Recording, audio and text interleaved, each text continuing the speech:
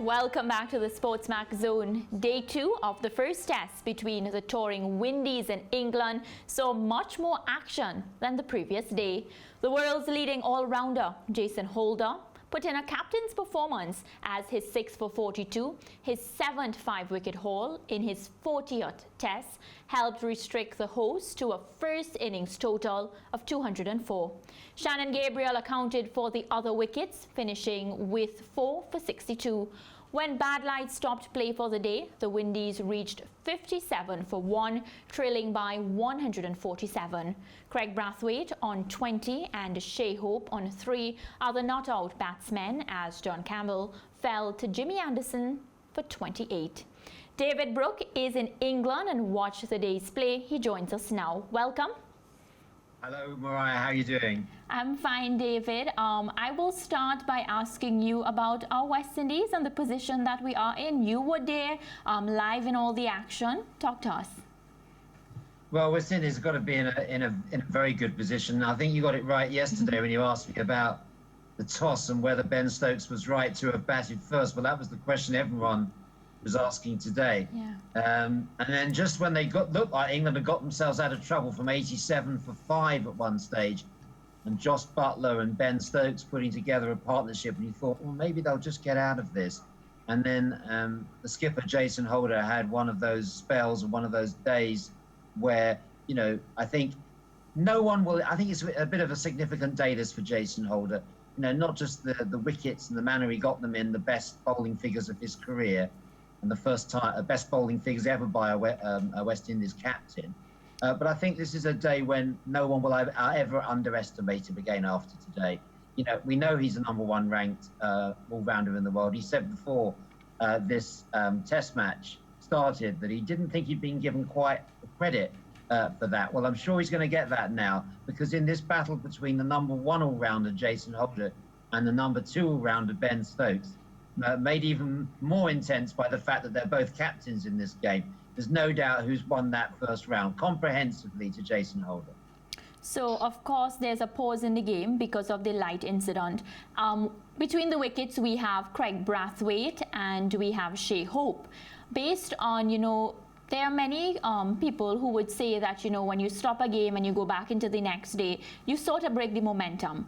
You being there and just being an analyst, what advice would you give to the two young men that are between that wicket? Well, I'm not sure they'd need my advice, Mariah, but I think they both played well. You know, they both played well tonight. We only saw a brief glimpse of them, but they played very straight. Craig Brathwaite looked in one of his dig-in type moods where, you know, he wasn't fishing outside the off stump. He knew when to leave the ball. Shea Hope looked very comfortable right from the start, even against the pace of Mark Wood, who rose up to sort of 93 miles per hour. Jofra Archer, the other sort of big sort of matchup we were waiting for, sort of Jofra Archer versus the Bajans in the top order. Well, again, that's gone. You had to put on points, but the Bajans have got that in front at the moment. Jofra wasn't that impressive today, nor was Mark Wood, to be honest. And a lot's going to be riding on Jimmy Anderson. Very controversial decision to leave out Stuart Broad from the England team. If you remember, he was left out of that first test match in Barbados last year, and that didn't work out well for England either. Definitely. So my viewers, they are when it comes to me, they reach out and they let me know how they feel about certain things. So a couple of them reached out today, very concerned about the umpiring and a lot of decisions that were made when it comes to the West Indies. I want to hear your take on it, because some of them feel like, you know, West Indies is at a disadvantage. One even said to me, well, Mariah, they're playing in England, and because of this COVID-19 situation, of course, the umpires are none of them belong to the West Indies. David, what's your take? Yeah, it's the first time we've had home umpires standing in a test match since 1994, and they didn't have a good day. Let's be generous to them and say that they're just as rusty as the players. There was, 5, I think, reviews. 5 times they got it wrong. Each time they got it wrong as far as West Indies were concerned, and they were. So it did look like the experiment of not having neutral umpires has not been successful today. A lot of attention will be on these two, Illingworth and Kettleworth, the rest of this match. because, based on that, 5 poor decisions, all against West Indies, all overturned by reviews. How much do you think this may have unsettled the West Indies in the end, David? Because, the decisions were overturned in the end, but, at the heart of it must be a feeling among the West Indies camp that, we're having some difficulties here. We're not getting a fair break. How were they able to rise above that and focus on the job at hand? Yeah, again, all credit to Jason Holder and his leadership. They didn't allow themselves to be for that to get them down. I mean, that's the beauty of the DRS system, and in anticipation of umpires, of course, the regulations have been changed in this series. Lance, 3 reviews, as you know, are possible. So there is that sort of this issue had been anticipated. It is disappointing. These are 2 top international umpires who umpire regularly in neutral matches, and let's give them the benefit of the doubt. It's only one day, Lance. Let's say they had a bad day at the office and they were as rusty as some of the players, some of the England top order. All right, you've already given Jason Holder his kudos, David, but I want to take you back to the eve of the match, because I had seen him in the pre-match press conference, and outside of the fact that he's now playing the role of almost a silent assassin, I had my concerns over his body language on the day before the match. Of course, we have heard for the past month that he has a niggle in the warm-up matches. He didn't bowl a lot and so on. And when I looked into his eyes as he answered the questions at the press conference, I'm not sure if I saw a confident team leader. He was asked about his fitness going in, and he sort of deflected that question and said that he was mentally strong going in, which for me didn't answer the question about his physical conditioning. But no signs of an ankle niggle, and he's just on top of his game, and he's been a silent assassin today. Certainly has. Maybe he was playing the long game, Lance, and he's very much saying England are favourites. That was the theme of his words before the press conference. People, this England team at home are difficult to beat. So he played a clever job, if you like, of downplaying expectations, not allowing the hype to be carried away. But you're right, once he got out there, okay, his first few overs, he may have been feeling his way, but he got those out of the way on the first day. Today, he was absolutely masterful. I mean, 20 overs, 642, career best figures. It was the way he had the ball at his control. He had like on a piece of string. And when that partnership looked like it was getting away from England, Stokes and Butler, 2 of the more dangerous players in the England team, it was the captain who brought himself back on and put the pressure on, just as it was, because, one's used to, what long-suffering West Indies fans will know that sometimes they let a good, promising situation slide, and suddenly a team comes back at them. Well, Jason Holder stopped that from happening today. It was a great performance as skipper. Not only was he right about the reviews, didn't let that get to him. His captaincy was very skillful, handling of the bowlers. This is a plan of action, and the four of these pace bowlers worked really well together. It was a really great performance, and I think West Indies on course. If West Indies can get 300 in this first innings, they should win this Test match. And they've got off to a good, solid start. Weather forecast is better tomorrow, Lance. The sun's going to be out. Yes, it does come out occasionally. Came out on June the 12th. It's going to come out again tomorrow. So it should be good conditions for batting. And the captain said in the press conference after the game, all he needs to do now is score a century. I hope it's not going to be left to him at number 7. Let's see whether, although it has been in the past, as you know, he's got the top batting average of any of the team. But let's see which one of these top 6. Craig Brathwaite looked good. Shea Hope looked good. We're hoping for a big partnership from them in the morning. Yeah, so at 57 for 1, a position of strength for the West Indies team here, from a position from which they can launch themselves into a winning position. Jason Holder also said at the end of play today that he isn't finished. He isn't satisfied with his 6-for, and he hinted at wanting to offer a lot more. Maybe some of what you said there about backing us his 6-for with 100 as well. But he seems to be in a position where he wants to drive home the advantage and not slacking up in any way. So West Indies getting a big total here has to be their target going into the second day. Yeah, it just feels like everything's lined up for West Indies in this game, particularly with the backdrop of the Black Lives Matter thing and the taking the knee, and wonderful words from Michael Holding on live TV yesterday that he made a very, very passionate, powerful message about the need for equality. That was echoed by Jason Holder today at the press conference, where he talked about how important it is for all teams to be on a level playing field. Michael Holding's words have been viewed over 5 million times on Twitter, most of them in this country.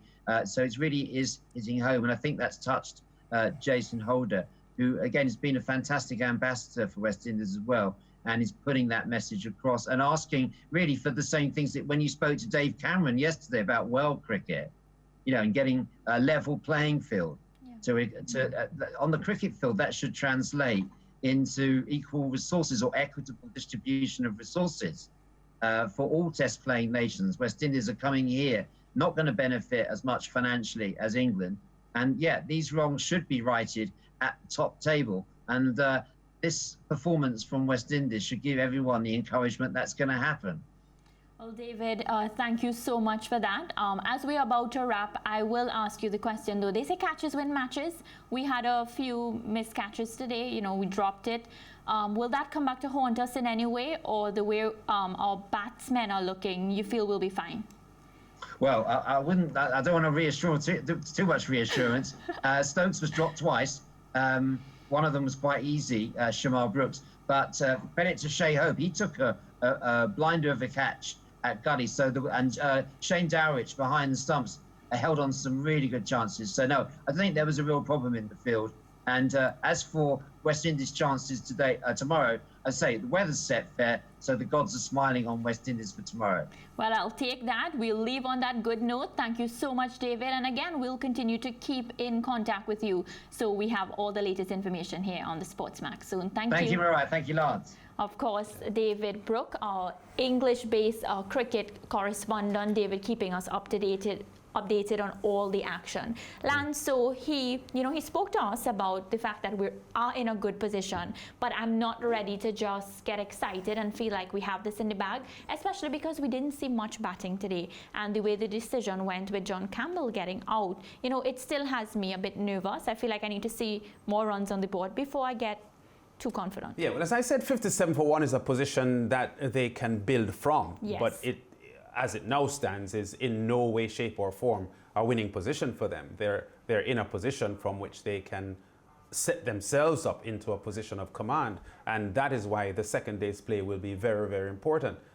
David Brooke just mentioned they're looking to get a target or a total of beyond 300 runs to give them a commanding position in the series so that they can dictate what happens after this. But that's going to be very important because the England bowling usually in England is very threatening to any touring team. So kudos to the West Indies batsmen today on how well they fended off the England bowling, although there was some sign that the England bowling didn't do as well as they probably should have or could have.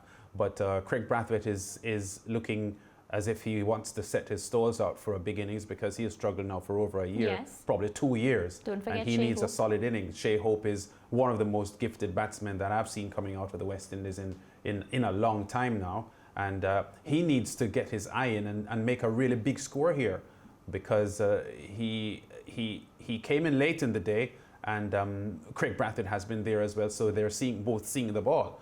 And I think if both of them get themselves set, the onus will be on them to make a huge impact on this game with the bat and sort of take the game away from the Englishmen. Definitely, Lance. So as we continue to heap praises on Jason Holder and expect him to continue to change the game in our favour, here is the skipper reacting to his career best of 6 for 42. Yeah, it feels good, man. Obviously, it's a proud moment just taking six wickets against England. But yeah, anything again to help this team. I know my role in this team, and my role just to contribute with both bat and ball. Today I had ball in hand and, was able to get some success. And I think it's on the back of a wonderful bowling unit as well too. I think Shannon led the way up front. And although Kemar didn't get any wickets, he was very, very tidy. Azari, looked better as he went on, and I think we really complement each other. And I was able to, get into a really good rhythm today, and I got the results, obviously. Yeah, I don't get caught up with pace, to be honest. For me, more or less, is wickets. You always look at the wicket column as a bowler, and consistency breeds wickets for me. And I really stress on being consistent and building pressure. I think once you can build pressure from two ends, it's a massive set of pressure posed on the batting unit. So yeah, I just try to focus in a lot on being accurate, challenging. I think making batters play early, especially early on in the innings, is very, very important. And I think if I'm going to err on the side of runs, it must be somewhere within the fields that you set, and the plans that you set. So once I channel most of my deliveries in that area that I'm looking to cause issues from, then more or less I know it's only a matter of time before I get the results. So we see Jason Holder there, saying that he's focused on wickets and he just needs to be consistent. Lance, I remember growing up with my sister, and when she would play her matches and she comes back home, my only interest was in how many wickets she took. She would explain to me that, she bowled these different maidens and all that, but that never registered to me. And whenever she said, I bowled today and I got 4 maidens, and I'm like, but you didn't get any wicket though, you're not making sense.